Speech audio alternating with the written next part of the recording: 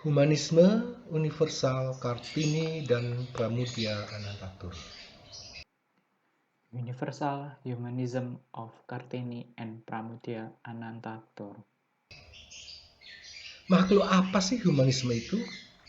Apalagi humanisme universal. Sepertinya sesuatu yang ada nun jauh di atas sana, di antara gemintang raya, bukan di sini, di antara tumpukan jerami dan bau keringat selepas tanam padi. What is humanism? Especially universal humanism. It looks like something beyond our universe. Between the luminous galaxy, it doesn't seem to be on Earth, like a needle in a haystack and a sweaty farmer. Seorang anak manusia berhasrat dahsyat dengan cita-citanya membangun peradaban baru yang lebih baik, yang lebih maju, yang tidak lagi membedakan kau siapa dan aku siapa, tetapi yang mengatakan, mari kita bersama karena kita adalah apapun adanya kita. A man who has big dreams to make his or her country to more civilized without considering who you are and what race you are, which emphasize the principle of unity and diversity. Dia mungkin tidak muluk-muluk dengan banyak istilah, kategori, definisi, ataupun terminologi. Dia hanya tahu bahwa setiap manusia itu sama dengan keunikannya masing-masing, dengan kebutuhannya masing-masing, namun menuju pada kehidupan bersama yang saling menghargai dan memajukan tanpa merugikan. There is no any terminology for him or hers. It's about uniqueness among diversity with one goal, namely to become a more civilized people without losing identity. Lantas dia siapa? Kembali kita terjebak pada dia siapa, aku siapa, dan kau siapa. Dia, aku, dan kau sesungguhnya sama, manusia dengan kemanusiaan kita. So, who is he or she? Back to the endless question, who am I? Who is he or she and who you are? We are the same, people with humanity. Mungkin begitu itu ke humanisme secara sederhana, sambil ngopi dan ngemil cemilan. Nampaknya akan banyak yang penasaran bila humanisme hanyalah cangkir-cangkir kopi dan piring camilan dengan guyonan mesra manusia. Mari. It may be a simple definition of humanism. It seems odd that humanism is only assumed socializing between other races. Kita sedikit, ya cukup sedikit saja, agak serius tentang makhluk humanisme ini. Banyak orang bicara tentang humanisme. Bahkan sebagian mungkin mengklaim diri sebagai humanis. Entah apa yang ada di benak mereka, karena masing-masing tentu punya selera sendiri-sendiri menerjemahkan makna humanisme. Let's go a little bit deeper about humanity. You always hear about humanism, right? Even everyone has different meaning about it. So, which one is better? Well, there is no real meanings about it. Yang mengaku sebagai humanis belum tentu benar-benar humanis. Sementara yang humanis beneran tidak mau mengaku sebagai humanis. Sometimes, some people who claim they are humanism, they don't treat people very well, while humanism people don't want to admit it. Lucu juga ya ternyata. Tetapi begitulah salah satu pandangan dari sebuah belahan dunia sana. Humanisme sama sekali tidak menyentuh aspek spiritual manusia secara transendental. Humanisme murni selaku manusia dengan logika alam pikiran dan rasionalitasnya. Semua mendasarkan diri pada moralitas, rasionalitas, dan kedirian manusia yang terlepas dari unsur-unsur ilahiyah. In other words, people think that there is no relationship between humanity and spiritual aspect. Humanism is only about the natural logics and human rationality. It's based on morality, rationality, and logic of human. Secara ringkas, mungkin bisa disimpulkan bahwa humanisme merupakan suatu keyakinan ataupun prinsip menjalani hidup selaku manusia yang mencari kebenarannya melalui logika dan rasionalitasnya demi kemajuan dan kebaikan bersama. In conclusion, humanity is basic principle of human nature that search the truth through logic and rationality in order to become more civilized. Karena keyakinan ini mendunia, artinya melibatkan berbagai manusia dari seluruh belahan dunia, istilah universal pun muncul dan ditempelkan pada terminologi humanisme.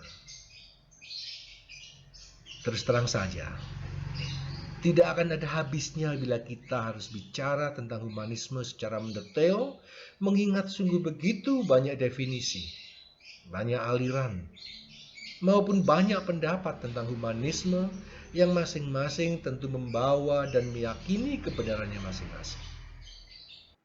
Since this term is used universally, the universal term is used for the terminology of humanism. Actually, there is endless meaning of humanism because everyone has their own meaning. Mungkin butuh waktu sehari atau bahkan seminggu penuh untuk bicara detail. Mengingat waktu, tempat, dan wilayah diskusi yang sangat terbatas, saya kira sudah saatnya kita bicara sedikit. Ya, memang sedikit tentang Kartini dan Pramudia sehubungan dengan humanisme di atas. Let's talk about humanism according to Kartini and Pramudia. Siapakah Kartini? Siapakah Pramudia Anantatur? Keduanya adalah tokoh-tokoh besar negeri ini pada bidang masing-masing. Who are they? They are the great figures of this country who have their own struggles. Raden Ajeng Kartini lahir di Jepara, Jawa Tengah pada tanggal 21 April tahun 1879. Kartini terkenal karena pemikirannya yang maju jauh melampaui zamannya. Hasratnya yang dahsyat untuk melihat wanita bangsanya maju dan tidak merupakan subordinat laki-laki telah mendorongnya untuk berjuang keras melalui dunia pendidikan. Terlepas dari perbedaan kodrati antara wanita dan pria, Kartini meyakini bahwa wanita bangsanya layak untuk bisa sejajar dan setara dengan kaum laki-laki. Raden Ajeng Kartini was born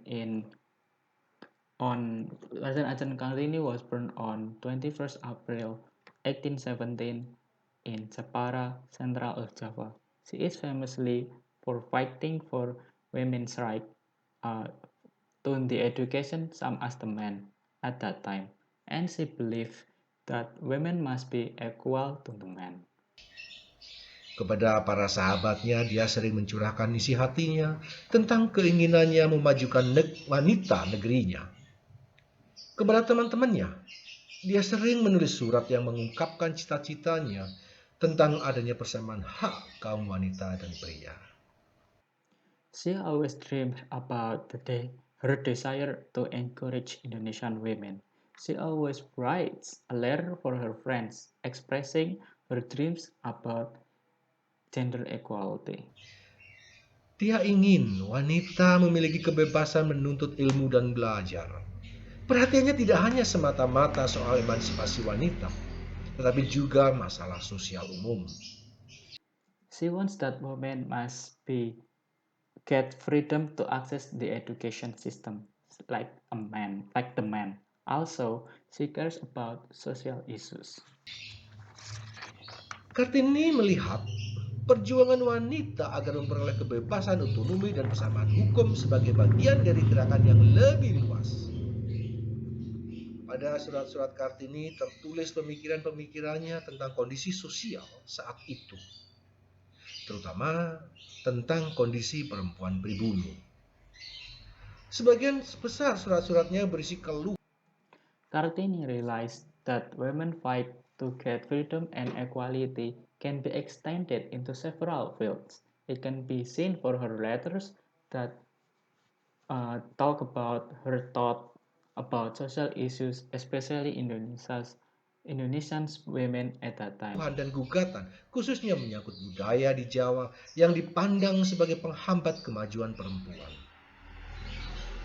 Surat-surat yang dituliskan kepada sahabat-sahabatnya di negeri Belanda itu kemudian menjadi bukti betapa besarnya keinginan dari seorang Kartini untuk melepaskan kaumnya dari diskriminasi yang sudah membudaya pada zamannya.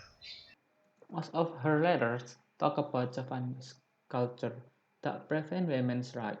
Later, her letters were sent to her friends in the Netherlands, become a proof of Kartini's struggle for women's rights at that time.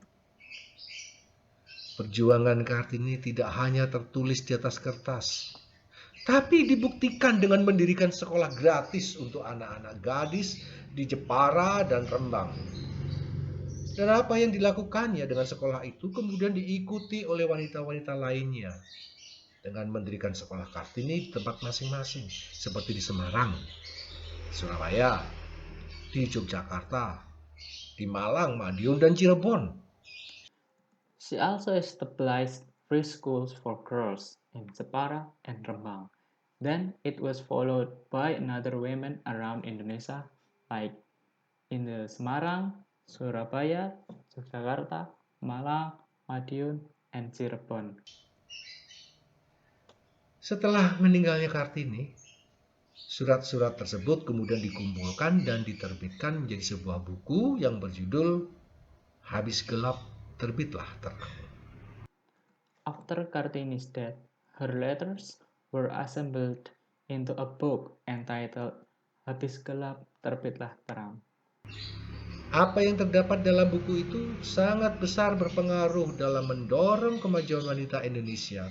Karena isi tulisan tersebut telah menjadi sumber motivasi perjuangan bagi kaum wanita Indonesia di kemudian hari. Buku itu menjadi pendorong semangat para wanita Indonesia dalam memperjuangkan hak-haknya. Betapapun juga perlu diingat bahwa beliau mengangankan kedudukan wanita yang tidak lagi subordinat laki-laki. Kalau bahasa keren generasi sekarang adalah kesetaraan gender. The book has a great influence on women's rights today because it became a motivation for Indonesian women. The book is encouraging women to fight their fight. She also dreams of women to be the same as men.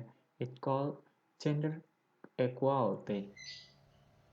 Beliau tidak mengingkari kodrat dasar wanita. Sekolah yang didirikan Kartini juga mengajarkan pelajaran menjahit, menyulam, memasak, dan sebagainya yang merupakan keterampilan dasar wanita saat itu.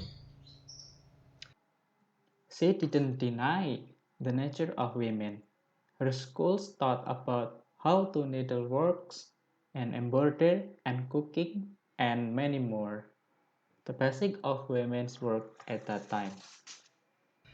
Itu sekelumit tentang Kartini. Lantas Pramudia Anantatur. Let's talk about Pramudia Anantatur. Pramudia Anantatur di New York. Bagaimana kita membayangkan ini?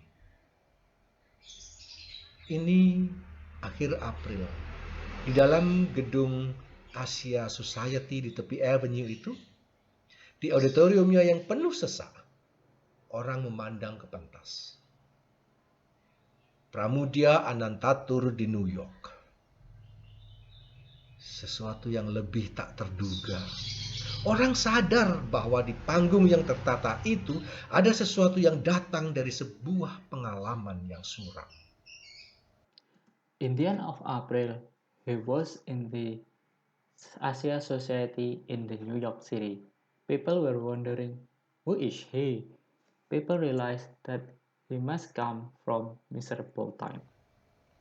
Pramudia yang lahir pada masa penjajahan Belanda dan tumbuh di masa revolusi dan yang menuruni bakat ayahnya dalam bidang tulis-menulis, banyak menulis karya yang bersifat perjuangan bangsa melawan penjajahan. Kemudian He was born during colonialism and growing up during Indonesian Revolution. His father was a writer like him. He wrote many books about Indonesian struggle against colonialism.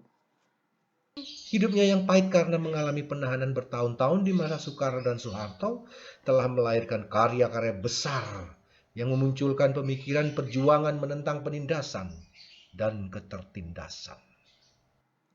Then he was exiled during Soekarno, both Soekarno and Soeharto regime, and he wrote books about the oppression.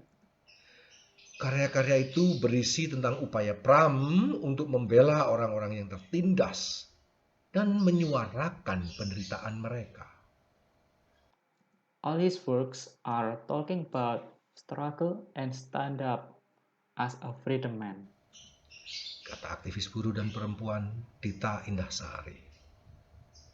Esensi atau bangun karya ketertindasan dalam bidang politik, ekonomi, dan budaya itu ada di dalam buku-buku Pramudia Anantatur. Dan itu adalah praktek kolonialisme dan feodalisme. A women activist, Dita Indasari said, his book can be extended into several fields like politics, economy, and culture. It tells about colonialism and feudalism. Tema pemasukan kebebasan dan perlawanan atas ketertindasan menjadi dominan karena memang tidak jauh dari kehidupan Pram yang lahir di Blora 6 Februari 1925. Pram kenyang dengan berbagai pengalaman berupa perampasan hak dan kebebasan. Dia banyak menghabiskan hidupnya di balik terali penjara, baik pada zaman revolusi kemerdekaan, zaman pemerintahan Soekarno, maupun di era pemerintahan Soeharto. Proses perlawanan yang ditampilkan itulah yang menginspirasi. Mostly his books tells about stand up and freedom because his life was fully of since he was born in Blora February 6, 1925. From Revolution era, Soekarno and Soeharto region, he stand up against those eras. It is inspired us until today. Dan Pramudia di New York. Masa-masa suram yang pahit penuh ketertindasan dan keterkangan telah berujung kebebasan dan kemerdekaan. Pram sudah menjalaninya. Pram dikenal dunia. Karya-karya Pram telah mendunia dan menginspirasi dunia. Perjuangan melawan ketertindasan dan keterkekangan untuk mendapatkan kebebasan dan kesetaraan adalah sebuah perjuangan yang humanis dan universal. His work inspired all the world today because of his struggle and stand up against those era represented universal humanism. Nah, sedikit kan? Memang sedikit saja tentang Kartini di atas. Tapi sudah cukup paling tidak untuk menunjukkan bahwa beliau adalah seorang humanis. Humanisme Kartini adalah humanisme yang universal. Dan di bidang lain, di bidang sastra, Pramudia Anantatur pun menelurkan pemikiran-pemikiran yang humanis melalui tulisan-tulisannya. Both of those figures are representing humanity. Kartini represented universal humanism through her struggle, and Pramudia Anantatur represented humanity through the literature. Masih enakkah kopi kita? Masih renyahkah cemilan kita?